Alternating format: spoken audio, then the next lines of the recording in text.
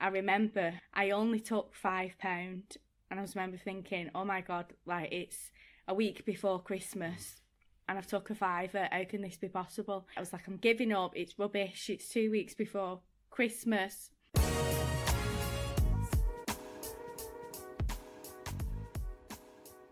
Hello, I'm your host, Andrew Leong, and welcome to #Ambitious. For anyone who has never tuned in before, #Ambitious is all about business, marketing, and startups. I interview entrepreneurs and professionals about their businesses, their journey, their struggles, and how they're growing their businesses. In this episode, we have Chelsea Mills. Chelsea is a fashion entrepreneur who founded Miss Mills, which can be found in TOPSHOP and online. Let's jump right in. Hi Chelsea, thank you so much for being on the #Ambitious podcast. Really appreciate your time. So Chelsea, can you just let us know a little bit about yourself and your background and how you come about starting up Miss Mills? Yeah, so I'm Chelsea Mills, the owner of Miss Mills. A bit about my background story and where I started was about 4 years ago. I literally started from the boot of my car. Wow. Going round to salons. I first moved to Liverpool, and obviously all the Liverpool girls are dead fashionable. They love the fashion, the trends, and I was like, this could be a good business for me. So I decided to get some clothes in, add stuff on, do some changes, and my boyfriend's cousin said there's some really good salons, you'll love your stuff, I'll show you around Liverpool. So we literally, like on a Friday night, Saturday day, drove around to salons, went in and was like, hiya, does anyone want to look at any clothes? And they was like, yeah, come on in, what have you got? So I was like, wow, this is crazy. Like, the actually Liverpool girls love the clothes. Literally everyone was buying. I was like, oh my God, I've realised that I'm just giving them the hangers, I need bags. So I'd sell out, I'd go and get more, add some stuff on. And literally every week we was doing that, and then I got to know her friends and was like going in on my own. One point we'd got some stuff into a salon, and then we drove around and it was like a proper estate, and I was like, oh my God.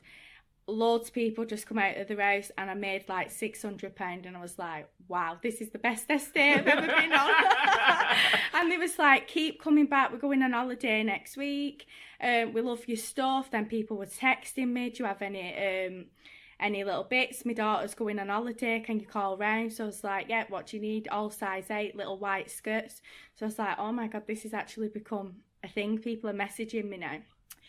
Literally a few months had passed by. There was days that, you know, Shirley couldn't come with me, and I'd just go in on myself. She'd say, you know, go on your own, you'll be fine. So I'd go in the salon, I was like, would you like to look at any clothes? He was like, yeah. And then one of the owners in Highton said to me, why don't you leave your stuff? Because I'm that busy, people keep asking me for your stuff, leave the rail. So I said, I tell you what, I'll leave a rail of stuff, change it every 2 weeks and give you a £5 off each item, which they were dead happy about. Yeah. From that one shop, I had about 5 salons across Liverpool with my railing, and I eventually got bags for the stuff.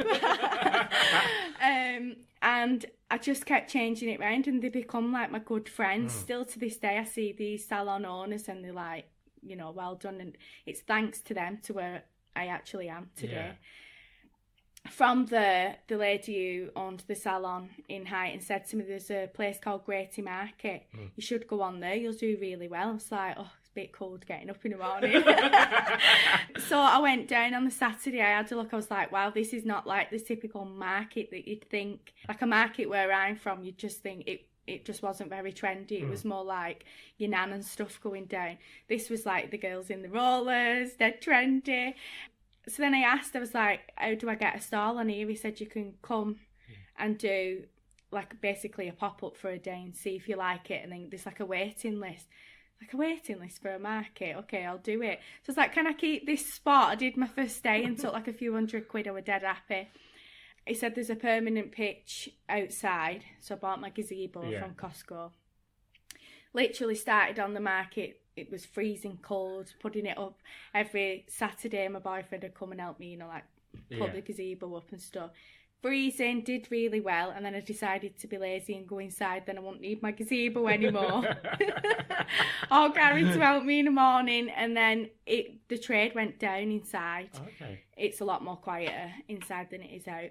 But I had all the customers still coming down. I still had my salons going, and then it got too much. Yeah. So I decided to leave the salons and just do the odd round with the clothes after the market and just stick to the market. Then I was on there for nearly 2 years, and it come up to Christmas, the week before Christmas 2 years ago. I remember, obviously because I'd gone inside, I only took £5, and I was remember thinking, oh my God, like it's a week before Christmas and I've took a £5, how can this be possible?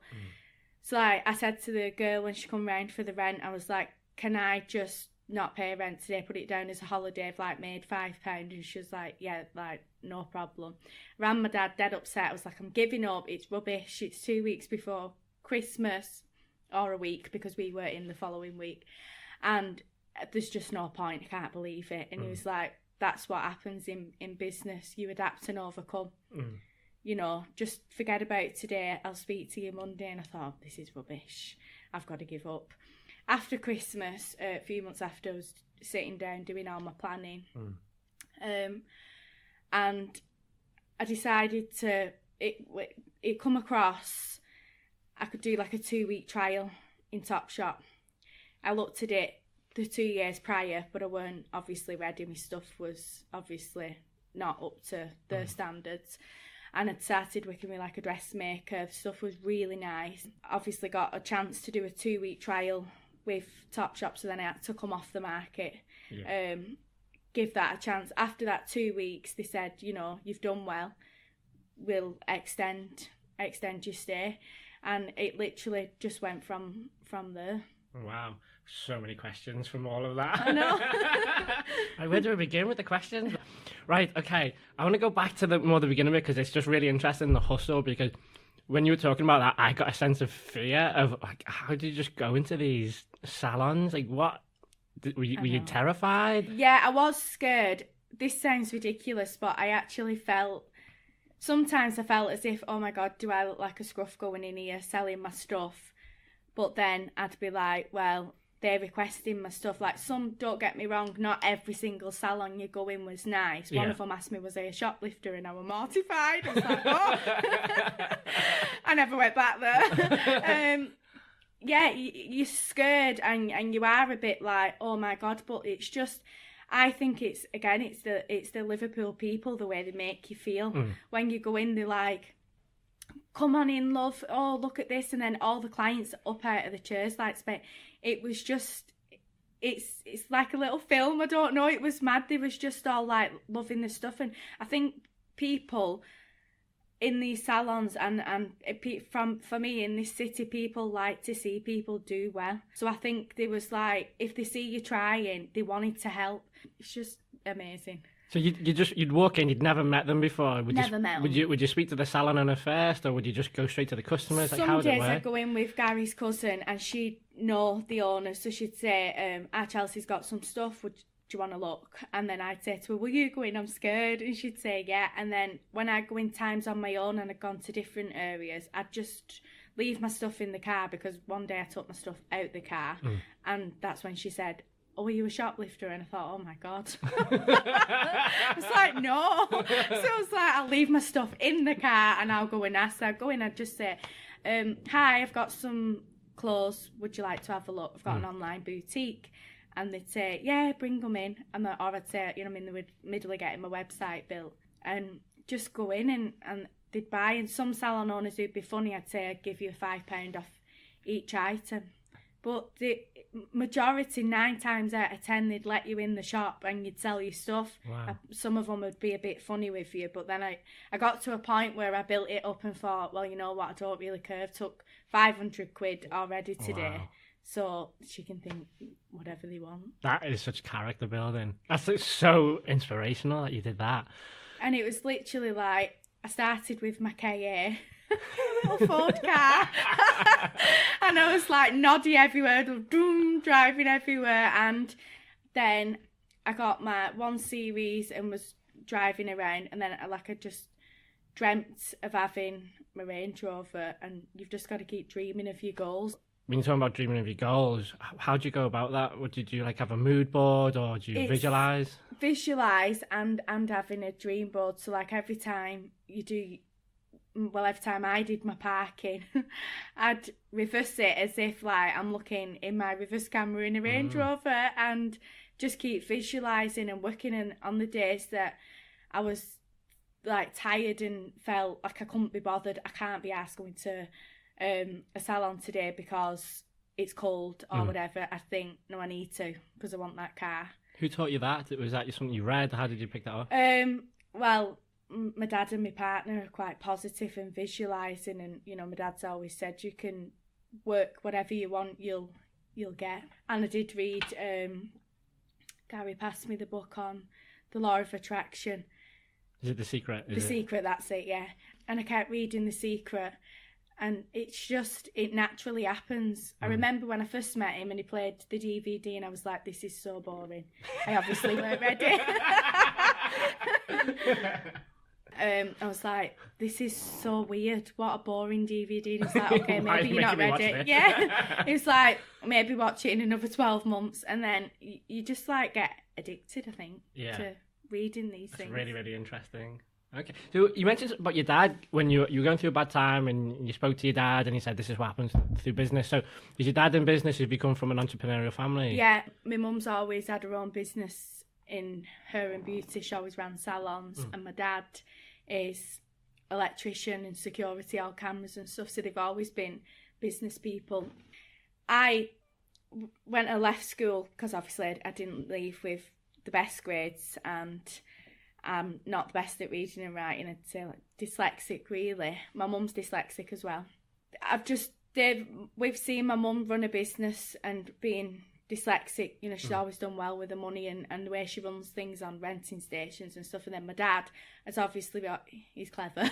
They've always guided me to do a business. I had a cleaning business when I was 18. Wow. My mum had her own cleaning business as well, and then I thought I'd follow on from that. And then my dad said, it's not you, get into fashion. So I've had a lot of guidance from mum in that way and stuff. And my dad's helped me a lot with, the funds and stuff. I mean, I don't come from money. I've not I've had to work for it myself. They haven't got money where it's been thrown at me. I've always been taught to work for my money in. But yeah, they've been good. I've got good people around. So when your dad said the cleaning business isn't your passion, you should go into fashion. So was fashion your passion then? And how did that come definitely about? Was, because I've always been up and down to what I want to do. A nurse, and then this, and then I can't concentrate. I'm not one to sit in a classroom, read a book, learn. I'm so distracted. I'll start asking someone what they did yesterday or where's the shoes from. He just said, well, he didn't decide for me. He said it's best if you do something you love. And because I'd moved to Liverpool at that time, he said they loved the fashion. And that's how it all began, because I just thought it was hard to get cleaning contracts in Liverpool, and it wasn't for me. So you hadn't worked in a fashion company and then left, had you? You hadn't been educated in fashion? Nothing. So everything's self-taught? Self-taught, yeah. Can you talk us through that process of self-education for fashion then? Yeah, it's literally just... I've always loved looking at magazines. I'm always looking at what people have got on, and this sounds ridiculous, but every time I go out, someone seems to stop me and say, "Oh, where's that from?" Because the way I dress, sometimes people might think, "Oh, that's a bit crazy," but I think it's good to be different and just be. Everyone's got their own style. Some people suit the fitted. I like the oversized stuff. It's about being you, and whatever you think's nice will be nice, because there's a lot of people out there that follow fashion, might not like it, but they just follow it. And for me, it's just being different and having something a bit different. Yeah. Yeah. So how did you make your own clothes, do you? And I sit with a designer and tell her exactly what I want. I'm not good with a sewing machine or anything. I express to them what I like. Some stuff's bought in and, you know, I customise it all. Some stuff, like our summer stuff's all made, all the caftans. So I'll sit and express my designs to like a design team, and then they'll do their thing. Then I'll swap and change things when I try it on. Yeah. Because I'm not good at drawing. Can't draw. So with fashion, and with my limited knowledge of fashion, I feel like you have to look to the future. You're always thinking of next season, I could imagine. But at the same time, you're running the business in the now, customer service, fulfilling orders. How is that right, and how are you managing that? You have to spend like a lot of time, you know, flying around, going to fashion shows. Beginning of last year, I went to Milan with two of the TOPSHOP managers. I took them.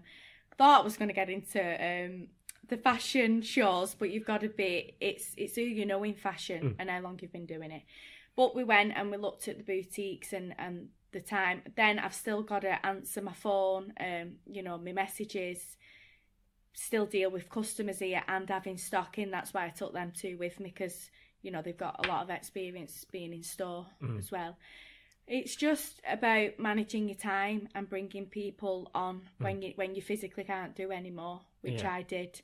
I've got Jack now because I physically couldn't do any more. I couldn't keep on top of my figures, money coming in, my website, and being sat in Milan or Paris, wherever, watching a fashion show, even in London. You know, it takes it out. You're travelling down there on the train and you're on the phone and you've got no signal, but you know, someone important from head office or someone, you need to get back to that person. It can be quite stressful. Yeah, it sounds it. Yeah, but it's fun. I love it, so it doesn't feel like work. So, because you're in TOPSHOP, do they mentor you at all, or do they leave you to kind of fend for yourself? Basically, I've learned a lot from them. It's, you know, you're on your little path. You've been basically given a chance to come on board with like the big boys, and you learn a hell of a lot. It's like, you know, you've got to follow the rules, and you know, you're in the store, so it's the return policies. For example, I'd never give returns on my website for 28 days. TOPSHOP's 28 days. So it's getting used to. I feel like being in there and working with them, I've learned so much about returns, about the way they merch the windows, the VMs, you know, just watching the way they dress a mannequin, the way they display their stock in store, you know, like the way your hangers are displayed, the sizes, the way your delivery comes in, the way you tag your stuff, you know, the way it looks, and with, you know, like putting outfits together. It's so simple things that you wouldn't think of without being with them that you learn. Well, they've got years and years of experience, haven't they? So, and I was in 3 of the stores, Essex, Liverpool and Manchester, and that was crazy. Like, to be in 3 big cities and the stock, and it's the managers in there as well have got so much passion for the jobs that they really want you to succeed. They, you know, they're on you all the time. And even the VM manager, she was always saying to me, you know, like, the snake print is, you know, big at the minute. You know, if you could make, like, do the shirts and the pants, and the way that they drive the stores, and they've got so much passion for the jobs, really helps, and it inspires you more, and you're like, well, wow, yeah, if I get more of these and I'm going to sell, you make more money, and it's like a little family in there. You got 3 stores then in Essex, Manchester and Liverpool. Yeah. You can't be in all 3 at one time. How are you managing that? They were staff, so it's 16 hours. You've got to have your staff in the store to drive your sales. When I first started in Liverpool, I was like, I can do this myself. So last Christmas, I was doing it all myself. I was in Manchester and Liverpool. I was running back and forth like a little yo-yo up and down 62, doing all my stock, dealing with customers, and it was doable. But I'd get to Manchester and Liverpool manager would call me, we need another 60 coats. And I was like, wow, can't believe it. It went so crazy. And again, it's just getting to that point where you can't do everything. I can't physically do a delivery in Manchester and take my stock back to Liverpool. So then you've got to get staff on, but it's teaching people to drive your sales. you know, because like their staff will help as well, but they're so busy because Topshop's so big that the focus is their own buy, and that's why you need someone who's really good at driving. Is your brand seen as separate in Topshop, or is it kind of integrated, like people wouldn't know? I mean, you do get the odd customer who'll walk along and she doesn't realise that it's, you know, it's Miss Mills. Yeah. She'll think it's Topshop because some of them have Topshop hangers on, and in some stores they've got the white hangers on, which is supposed to be on white hangers, but in some stores the setup's a little bit different. It is seen as separate. We're seen as concession, like Adidas and stuff are seen as concession in there, but it's just if the lady comes into shop who doesn't really get concession or whatever, she might not realise it is, unless it's obvious on a white hanger, then they'll see. So interesting. I love retail. So you started just basically from your boot of your car. Yeah. Now you're online as well. How is that different? Is it made it more complicated? Has it made it easier? It's hard. When I first started, you get a lot of negative people saying, "Oh, you're never going to make it," or "You're never going to do it," and you start questioning yourself. The thing is to not listen to people, and you know, just if you want to do something, you do it. If you believe in it enough, you'll do it. You know, I think I got knocked back. I thought, oh, Topshop's great, and you know, you get knocked back 3 times. You know, you're not ready, and you get put back in your place. And you think, right, well, okay, then I'll take another way, and you build up. There's a lot of people that say you can't do something. My website at the minute, I'm just waiting for my 3rd website to be built, which is going to be a professional website, and it has took like 4 years to get to this point. And a lot of people do say you're up against boohoo, misguided. That's good, but you know, people buy into you as a small business, and you know, like sharing your stories and stuff. How are you driving sales to your website? What's working for you the most? Facebook, Instagram. A lot of people say, you know, Instagram. My new website's going to have the Instagram shop, so I think Instagram's a really big way that everybody's on it, sharing the pictures and hashtags. But I think it's a lot of people see the stuff in store, and then when they buy it and they like it, I am now getting people asking me for certain things for Christmas. Like yesterday I had 4 messages for tartan blazers. Well, I have these skirts in. So now people who've bought into the brand already are asking me to make things for Christmas. So it's like you've got to get the customer and keep that customer and keep your customer happy. I think that's a big part of the business as well. Yeah, absolutely, yeah. What's been your biggest challenge to date, and how did you overcome it? My biggest challenge is, it's like the cash flow of the business. Okay. The stock, like this is not me being big-headed, but I am a really good buyer. And when I get even stuff that's being made, the things that I get out of, say, 100 designs or 100 pieces that I buy in, I get 1 wrong, which is insane, because I know my customer base. For example, I know my Topshop customers. I know exactly what they like, what's fitted, and now I've gone to the Albert Dock. I know it's more Italian. My customers love all our like oversized stuff, and it's about knowing the customers and your target market. And I think for me, the biggest challenge was learning people, because I've got a habit of, well, I did used to have a habit of buying things or getting stuff made that I love. And it wasn't for everybody. And then I'd realised that, like Liverpool, because I've seen the girls all the time, oh, they'll love this, they love this. When I went to Essex, the girls love the fashion down there, but they won't spend like a Liverpool girl. It needed to be a cheaper price point. And for me, it was just learning that and getting it right for each store in each city. And that was quite challenging, because I'd have one selling out, managers on me for changing another, and I was like, wow, this is like a whirlwind. I need to quickly adapt and overcome and get it right. How did you organise that then? Because that sounds because it sounds like you've almost got different market segments for different areas where you have. Are you buying stock for those specific stores then, based on the customer trends there? Yeah, so it's I buy, or we make stuff that's for that certain customer. So for example, Trafford Centre summertime festivals, it was absolutely flying out. All the little festivals, the young girls, the little belly tops, little frilly shorts, frilly skirts. That wasn't going in Liverpool. Complete different. You know, the Liverpool girl wanted like maybe a frilly blouse or like the flare pants. It was, and I was thinking, oh, it's going to go in Liverpool, and I completely got it wrong. It just wasn't shifting in Liverpool. The stock was nice. It shifted in Manchester. It just wasn't Liverpool. So I quickly, within like a few weeks, I needed to.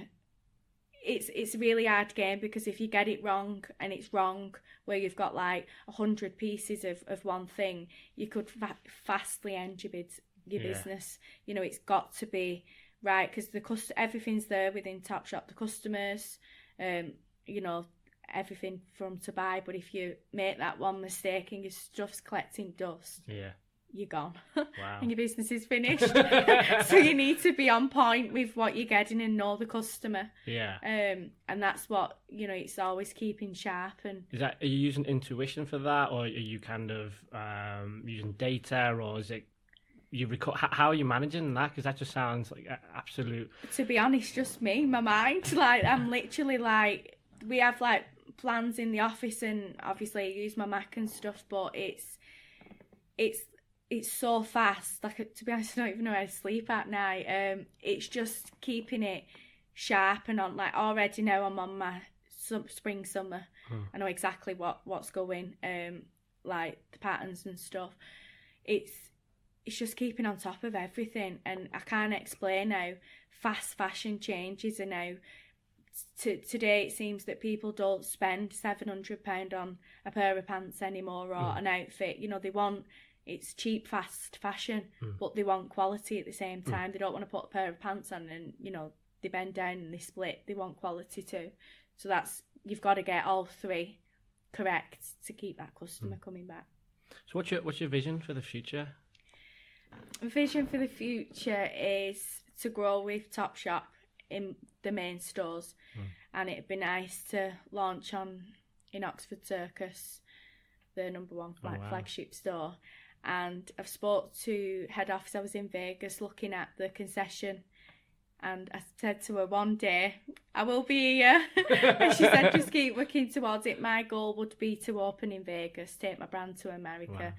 That is big. That'd be good. But that's a long way off.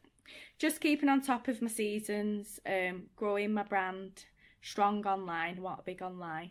And growing to one day launch my brand in America would have been my dream.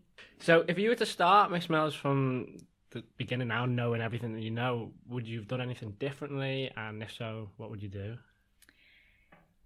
I like my journey that I went on. I've met a lot of good people. I think if I was to start it again now, to be honest, I don't think I would change anything, because I think every day you're learning, and every day you learn something new, and I don't think you ever get to a point where you know everything. It'd just be, the one main thing is managing your time. You know, you've got to sleep at night, you've got to eat well to concentrate, and I just maybe get the right people on at the right time to do things that, you know, like my admin or me online, to look after that. And then I'd never let anybody take over my buying or designing, working with the design team ever, because I think that's the main thing of where you get right. And I think when you start giving people that power, it's not you anymore, and it doesn't become your brand anymore. Yeah, it doesn't become so it's important to keep on those styles and stuff. Okay, so I mean that's a great insight into your business and how you got started, but really interested in you as well, and how you think. And so we touched on before, like the law of attraction, and I'm a big believer. You are what you think about most of the time. Yeah. So it sounds like you've got a lot going on in your mind. So, but what is in your head? What do you think about the most? I think about the most my journey and where I'm going next, what's happening next. Like, I'm already now thinking about what's happening after Christmas. you know, if you're a PT, that's great. Everybody wants to go to gym after Christmas. You've just got to, I just stay focused of what's next. And my dad always says, like, plan A, B, C, D, and E. And I'm like, oh, God, you're joking. I'm only on plan B. And he's like, you know, you've got to write this plan down. You know, you've got to know each plan to each different, like, road of your life. And it's just, I'm always thinking ahead. Always overthinking.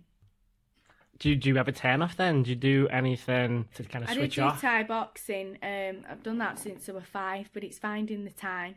This is what I mean when you need to switch off. Like, getting to the gym for 6 o'clock and your trainer's texting you, you know, be here on time, and you're walking in late. It was just hard to do. I mean, it sounds like I'm making excuses here, because really you should just make time, get up earlier. But I do love Thai boxing, and I just feel like it's really good to get into, and, you know, it just takes my mind off everything. I have now started reading of a night. Okay. Which never was me before. I'm literally on the first page. If it's boring, I switch off. What are you reading? I'm reading She Means Business and all that. So I've just read the international bestseller, The Rules of Wealth, Richard Templar. I've got that one, yeah. That was really, really good. That's a really good book, yeah. Actually, I read it within 2 days, which really surprised myself. It was that interesting, I couldn't put it down. My lamp was on nearly all night. And the next one I'm reading is She Means Business. Is it Carrie Green? I've not heard of that one. It's basically a lady that started a business and telling you from the start where she went wrong and what she did, and motivation and stuff, and visualising. Yeah. So that's interesting. There's a book you might like. It's called Girl Boss. It's by the woman.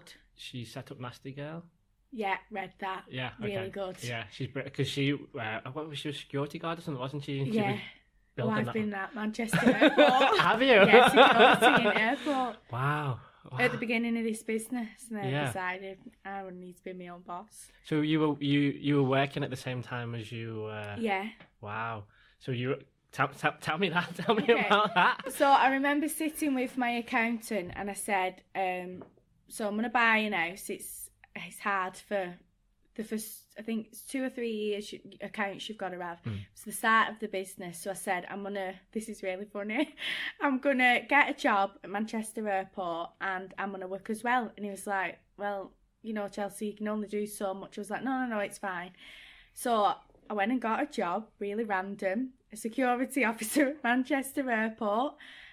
And I thought, I love this job. It's great, dead good. Wasn't many hours, like 16 hours a week it was.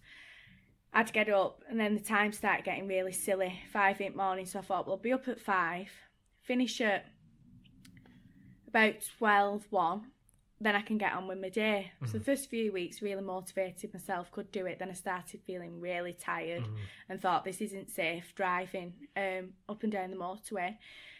So then I carried on going with the job. Then the pay started getting silly. They weren't paying you on time. You was doing a lot for your money. And I just thought, you know what, this isn't for me. I need to give 100% to the business.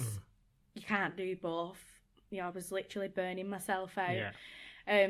So then, like I said to the accountant, you know what, I'm just going to go fully with the business and leave it. And he said, I didn't want to say, but it's either one or the other. Wow. So I was working at the same time, security officer, Manchester Airport. How did you get security officer? How did that come about? Do you know what? I don't know. Maybe because my dad does security and stuff, and all these the hidden cameras and you know, I just found it interesting. And even that, again, I like to set myself challenges. It was a 3-week intense training. Obviously, because of the kind of stuff you're doing, it's airport security. And I thought, I'm never going to pass this exam. I'm dyslexic, I can't do it. And my dad said, anything you put your mind to, you can do it. Stop telling yourself you can't or you won't. I was going home, I was saying to Gary, you know, can you test me? And he was like, you know, you're getting yourself all stressed out. You just need to calm down and put your mind to it and you'll pass it. So I thought, I'm sick of asking you to. You're high on positivity and I'm not going to pass this exam. So I started just doing it myself. And I remember driving to my grandma saying to my granddad, help me with this, because these two just keep saying, put your mind to it and you'll do it. And he did a little test. I went in and I failed. You get 2 chances. So I remember sitting with the guy who trains you, and he said, right, Chelsea, you just need to calm down and just, you can do it if you put your mind to it. And I thought, oh God, if I hear this one more time. So I went on my dinner and I come up and I thought, if you do it, put your mind to it, you'll do it. I'm going to pass this exam. So it's one where you sit down and you go on the computer and you watch things coming through the x-ray, and I thought, this is hard, it's very hard to spot. I know it sounds simple, the picture's just coming on, but you know, you're looking for certain things. Anyway, I passed it. So as I come out, he looked at me and he really was trying to torment me, and he's like, I'm really sorry, Chelsea, but you're now going to be working for Manchester Airport. And I just remember screaming in the corridor. And I was like, so pleased. So then from then I was like, if you put your mind to it, you can do it, Chelsea. So I was just, from that day, I just keep, when I'm driving, I go, put your mind to it, Chelsea, you can do it. And then I passed it, but that was very hard. Yeah. I remember sitting with a girl who was a prison officer, and she said the exams for that was hard, and she was crying. She was like my mum's age, she was like 40. And I remember saying to her, oh, Paula, put your mind to it, you'll do it. And I thought, I hope she don't think I'm annoying. But it was hard, but I did it. I passed the exam. Amazing. And then left 3 months after. I did extra work as well, but I seen that as like a networking work. Clever. Because it's so boring that you sat there all day. I literally was networking, and I've met a lot of people through that who have come to my fashion shows that I've done. And that, but again, it took far too much of my time being sat there from 7 a.m. till 7 p.m. Met some good contacts, but again, it's just, you need 100%. Okay, so have you implemented anything in your life or adopted anything that's had a big impact on your life in the last couple of years? So it could be an app on your phone that's made you more productive, or meditation or something. Have you done anything that's kind of really positively impacted your life at all? Maybe yoga. Oh, okay. Yeah, that's quite calming. Yoga really relaxes me because I'm always uptight and stressed quite a lot of the times, and you know, we're doing so many things, so yoga's quite relaxing. And people do say meditation helps, and so many, I think 2 minutes out your day to just sit and relax. So yeah, things like that do help. Okay. And do you ever lose focus or get frustrated or get any self-doubt? And if you do, what do you do to kind of get back into focus? Yeah, I do, like some days, like I wake up and I think, oh God, I'm never going to get there. This is taking forever. Or I'll have like a meeting and, you know, you've got to hit targets and you start thinking, God, this target's impossible. How am I supposed to do that? Cash flow this business myself, it's hard. I've had no private investors, I've had no rich parents, you know, it's all been through hard work.